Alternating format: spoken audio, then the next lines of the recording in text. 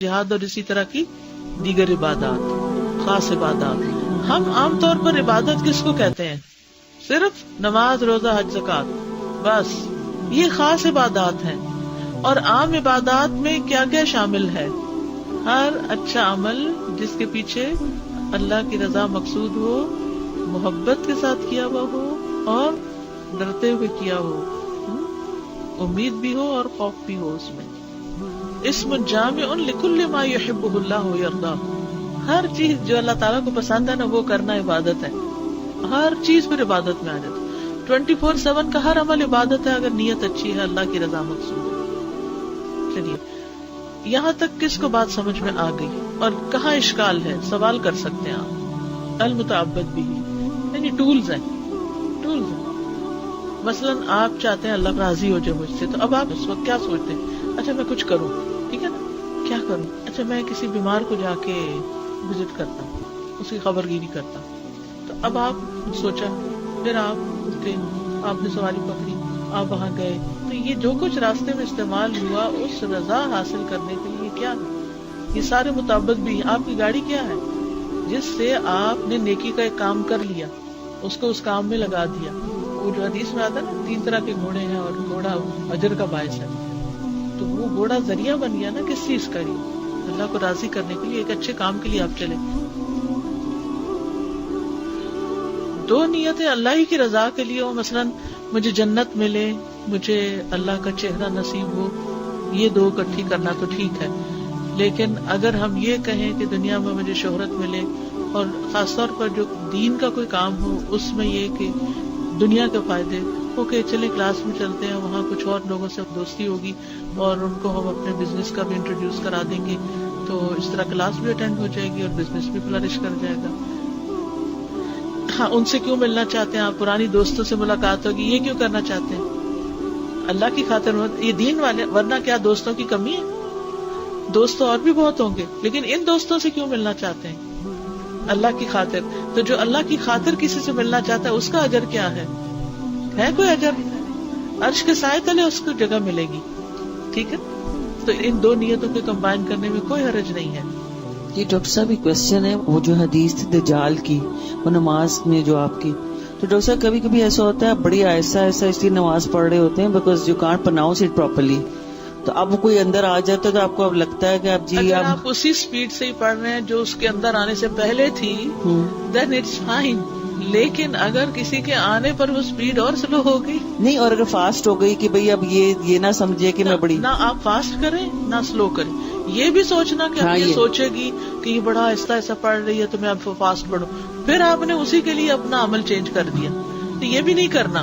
Right, بس جو کر رہے ہیں وہی کر رہے ہیں. اگر دل میں کوئی خیال آئے بھی تو کہیں پہلے بھی اللہ کے لیے کر رہے تھے، اب بھی اسی کے لیے کر رہے ہیں، میرا اس سے کوئی سروکار نہیں، کون آیا اور کون نہیں آیا.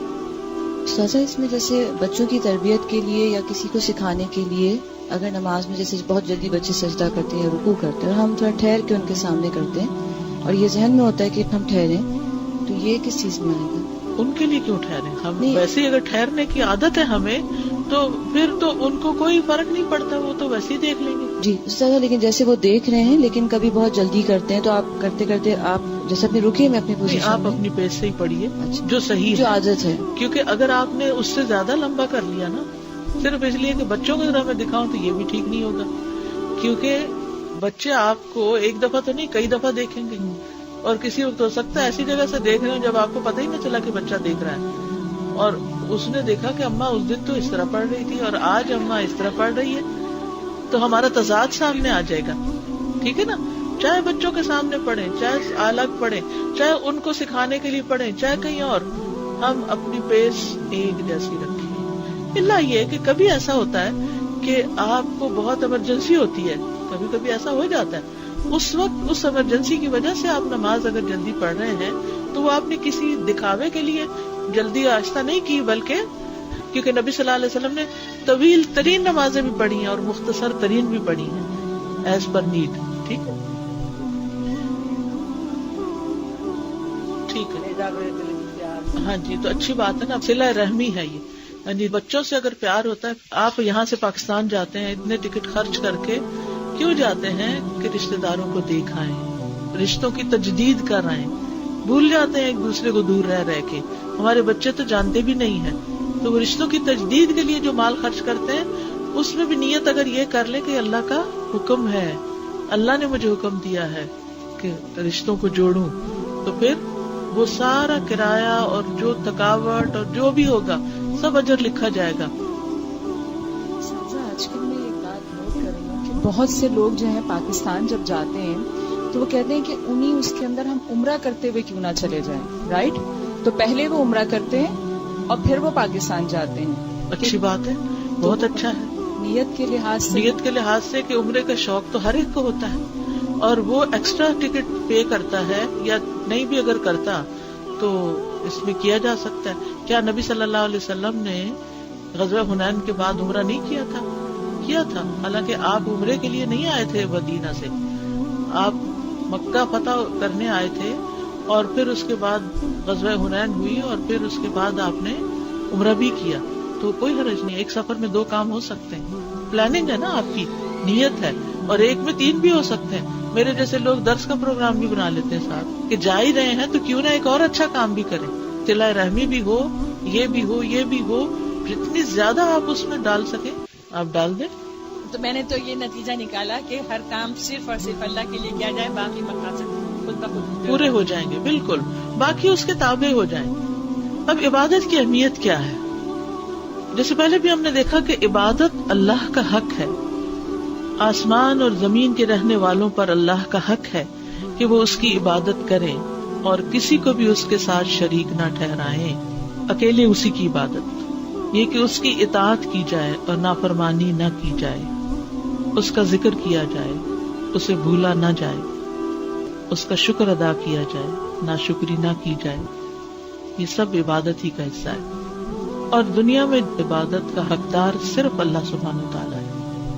جن سے بھی مانگا گیا ان میں سب سے زیادہ سخی وہی ہے. جو بھی کسی کے مالک ہوئے وہ ان میں سب سے زیادہ رحم کرنے والا ہے. جتنے بھی دینے والے ہیں وہ ان میں سب سے زیادہ کرم نوازی کرنے والا ہے. جتنے بھی فیصلہ کرنے والے ہیں ان میں سب سے زیادہ انصاف کرنے والا وہی ہے. سب اچھے نام اور بلند صفات اسی کے لیے ہیں. بہت زیادہ بخشنے اور بے حد رحم فرمانے والا ہے. اور اس کے علاوہ بھی اس کی بے شمار صفات ہیں. تو جس کی اتنی صفات ہیں پھر ہمارے لیے لازم ہے کہ ہم اس کے آگے جھک جائیں. یہ اللہ کا حق ہے کیونکہ وہی دے رہا ہے, وہی کھلاتا ہے, وہی پلاتا ہے, وہی پیدا کرنے والا ہے. اسی کی طرف جانا ہے ہمیں, تو پھر ہمیں اس کے آگے جھک بھی جانا چاہیے. معاذ رضی اللہ عنہ سے روایت ہے, انہوں نے کہا میں ایک مرتبہ نبی صلی اللہ علیہ وسلم کے پیچھے گدھے پر سوار تھا اور اس گدھے کا نام عفیر تھا. بعض لوگ اپنا نام افیرہ رکھتے ہیں اسی سے. آپ صلی اللہ علیہ وسلم نے فرمایا اے معاذ, کیا تم جانتے ہو کہ اللہ کا اس کے بندوں پر کیا حق ہے اور بندوں کا اللہ پر کیا حق ہے؟ میں نے عرض کیا اللہ اور اس کا رسول ہی زیادہ بہتر جانتے ہیں. آپ نے فرمایا بندوں پر اللہ کا حق یہ ہے کہ وہ صرف اس کی عبادت کریں اور اس کے ساتھ کسی کو شریک نہ کریں, اور بندوں کا اللہ پر حق یہ ہے کہ جو کوئی اس کا شریک نہ ٹھہرائے اسے عذاب نہ دے, یعنی جو شرک نہ کرے اس کو عذاب نہ دے. میں نے عرض کیا اے اللہ کے رسول کیا میں لوگوں کو اس کی بشارت نہ دے دوں؟ آپ نے فرمایا لوگوں کو اس کی بشارت نہ دو ورنہ وہ خالی توکل کر کے بیٹھ رہیں گے کہ ٹھیک ہے بخشے گئے ہم. تو اللہ کا حق ہمیں ادا کرنا ہے, شرک نہیں کرنا, اسی کے آگے جھکنا ہے. جب اللہ نے ہی سب کچھ بنایا تو پھر اللہ ہی کا حق ہے کہ اس کی عبادت بھی کی جائے. اور اس میں آپ دیکھیے کہ ہم عبادت کر کے اللہ پر کوئی احسان بھی نہیں کرتے.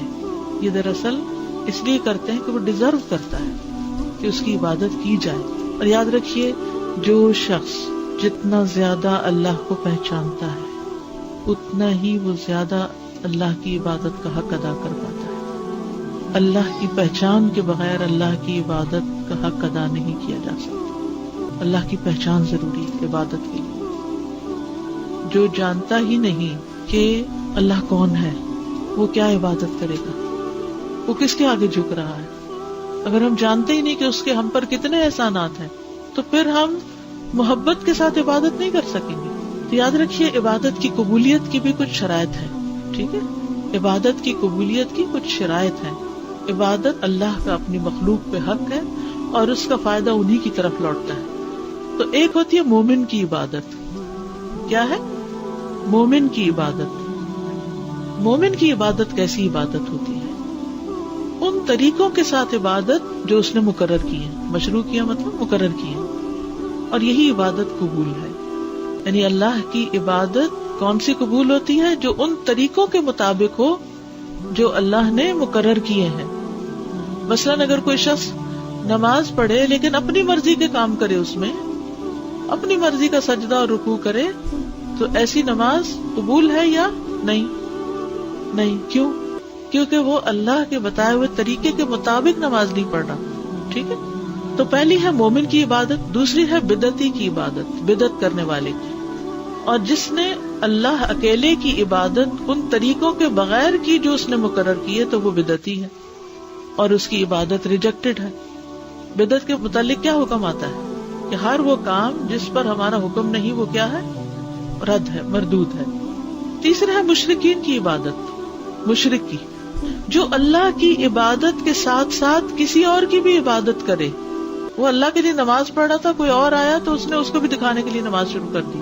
یہ شرک خفی ہو گیا نا. تو یہ مشرک کی عبادت ہے اور اس کی عبادت مردود ہے. وہ شریک کر رہا ہے نا اللہ کے ساتھ دوسرے کو بھی, وہ عبادت وہ مردود ہے. پھر کافر کی عبادت, جو اللہ کے سوا کسی اور کی عبادت کرے, یعنی اللہ کی نہ کرے کسی اور کی کرے, تو وہ کافر ہے. اور غیر اللہ کی عبادت کیا ہے؟ مردود ہے. پھر ہے منافق کی عبادت. منافق بھی عبادت کرتا ہے لیکن ظاہر میں کرتا ہے بس, باطن میں اللہ کا انکار کرتا ہے, دل سے نہیں مانتا, تو اس کی عبادت بھی کیا ہے؟ مردود. تو منافق کی عبادت مردود, کافر کی عبادت مردود, مشرک کی عبادت مردود, بدعتی کی عبادت مردود, اور مومن کی عبادت مقبول. مومن کی عبادت کیسی عبادت ہوتی ہے؟ جو ان طریقوں کے مطابق جو اللہ تعالیٰ نے مقرر کیے ہیں. تو یاد رکھیے کہ اللہ کی عبادت میں کسی کو شریک نہیں کرنا. عبادت کی قبولیت کی دو بڑی شرائط ہوئی. نمبر 1 خالص اللہ کے لیے, اور